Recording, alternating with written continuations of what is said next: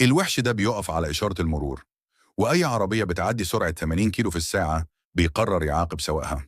وبسبب إن الوقت بيعدي، كل العربيات بتكون ملتزمة جدا، لدرجة إن الوحش بيزهق وبيبقى ممل قوي، لحد ما في مرة يشوف عربية بتعدي سرعة 100 كيلو في الساعة.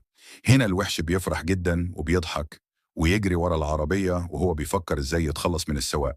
تيجيله فكرة إنه يجيب صخرة كبيرة جدا ويحطها في الطريق قدام العربية بحوالي 200 متر، وبسرعة يختفي ويقف يستنى اللي هيحصل. السواق بيكون سايق بسرعة كبيرة جدا، لكن في آخر لحظة يكتشف إن السرعة دي كانت عشان مراته كانت حامل وحالتها تعبانة. الوحش في اللحظة الأخيرة يشيل الصخرة بسرعة، وكان هيندم جدا لو كان أذى الشخص ده، لأنه ما كانش يعرف سبب السرعة. من هنا فكرة الوحش بتتغير، وبيقرر يساعد السواق ويفتح له الطريق علشان يوصل المستشفى بسرعة.